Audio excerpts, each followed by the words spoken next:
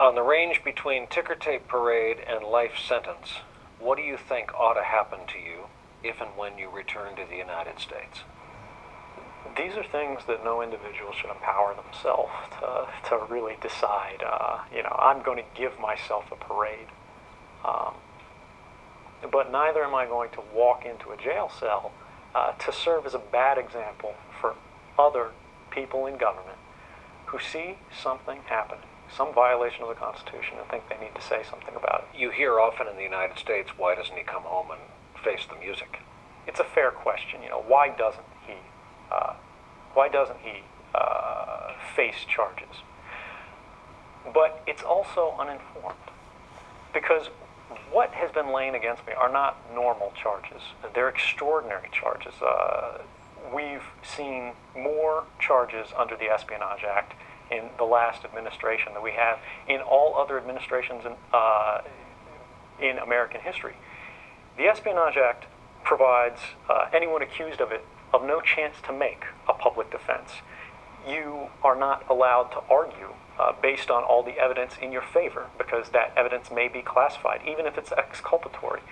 And so when people say, why don't you go home and face the music, I say, you have to understand that the music is not an open court and a fair trial. What would you do if you had an audience with the president right now? What would you say? I would leave advising the president to his advisors.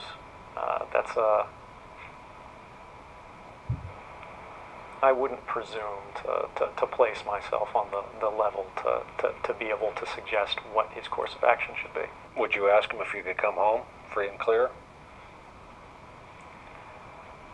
I think that's a decision that he'll weigh and decide based on what he believes would serve the public interest, and I think that's proper and appropriate. In your mind, though, are you blameless? Have you done, as you look at this, just a good thing? Have you performed, as you see it, a public service? I think it can be both.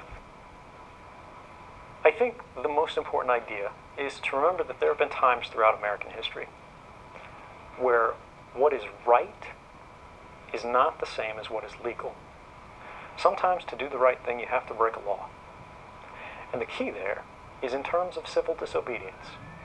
You have to make sure that what you're risking, what you're bringing onto yourself, does not serve as a detriment to anyone else. It doesn't hurt anybody else.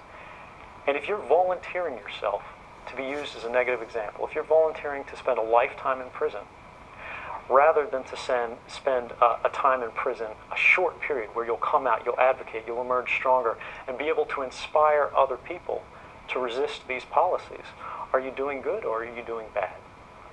Legal sources tell NBC News that Snowden's legal team has been in contact with the government's lawyers, but negotiations have not yet begun. Are you looking for clemency or amnesty? Would you like to go home? I don't think there's ever been any question that I'd like to go home. I mean, I've, from day one, said that I'm doing this to serve my country. I'm still working for the government. Now, whether amnesty or clemency ever becomes a possibility is not for me to say. That's a debate for the public and the government to decide. But if I could go anywhere in the world, that place would be home. And when we continue, an American in Russia, Edward Snowden, talks about what his life is like now in exile and how he feels about coming home. I think it's important to remember that people don't set their lives on fire and burn down everything they love for no reason.